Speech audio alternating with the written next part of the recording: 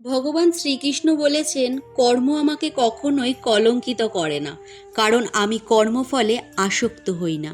আর যিনি এই সত্য জানেন, তিনি কখনোই কর্মফলে বাধা পড়েন না। শ্রীমদ্ ভগবদ্গীতায় 14 নম্বর অধ্যায় 4 নম্বর শ্লোকটির বাংলা তর্জমা অনেকটা এরকম। আমরা সবাই কিছু না কিছু করি, কেউ আমাদের বোঝে, আবার কেউ বোঝেন না। পূর্ণিমা উপলক্ষে বাড়ির সব কাচা ধোয়া ভিজিয়ে দিলাম, আর এদিকে বাড়িঘর সব পরিষ্কার পরিচ্ছন্ন করে নিচ্ছি। ঘড়িতে সময় ওই 9টার মতো বাজে। স্নান সেরে ছাদ বাগান থেকে নিজের হাতে চাষ করা ফুলকপি আর বেগুন তুলে নিচে এসে দেখলাম শাশুড়ি মা সব সবজিগুলো কেটে রেখেছে। কি বলতো, 2-3 দিন আগে থাকতেই না পূর্ণিমার প্রস্তুতি শুরু হয়ে যায়। এবার আমার হাজবেন্ডের জ্যাঠাতো দিদিরা এসেছিল, ওই গল্প খাওয়া রান্না করতে গিয়ে কখন যে সময় কেটে গেছে টেরই পাইনি। বেশ অনেকটা দেরি হয়ে গেছে, তাই সব সবজি দিয়ে খিচুড়ি বানাবো বলে ঠিক করেছি।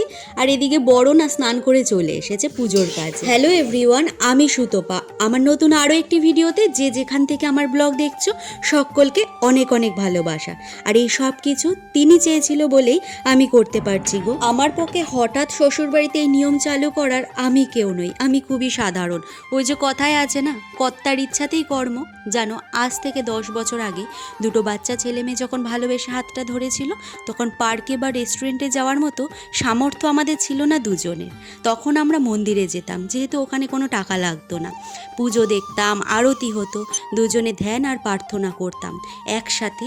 আমাদের একদিন নিজেদের একটা বাড়ি হবে, সেখানে বাগান থাকবে, ঠাকুর থাকবে, আর আমরা ভগবানের দাস হয়ে সকল কর্ম করব।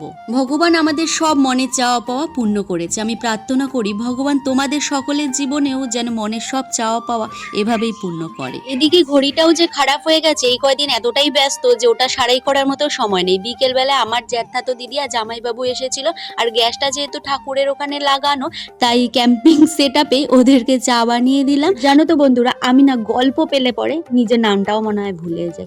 তারপর সবাইকে ভোগের প্রসাদ দিয়ে আমার বাবার বাড়ির জন্য ভোগের প্রসাদ রেডি করে ওদের কাছেই পাঠিয়ে দিলাম, যাওয়ার পথে দিয়ে দেবে। এদিকে জামাইবাবু আমার বলছে ভোগের রান্নাটা খুব ভালো হয়েছে। লাস্ট 1 মাস ধরে আমাদের ফ্যামিলিতে অনেকগুলো ঝড় গেছে, আর এই সব কিছু সামলাতে সামলাতে অনেকটা সময় লাগলো। তাই এখন আমি আবার তোমাদের সাথে আমার ডেইলি লাইফস্টাইল ব্লগ শেয়ার করবো। তো বন্ধুরা, এত পর্যন্ত যদি দেখে থাকো প্লিজ একটা লাইক কমেন্ট করে দিও। চলো টাটা, তোমাদের সাথে দেখা হবে নেক্সট ভিডিওতে। Love you all.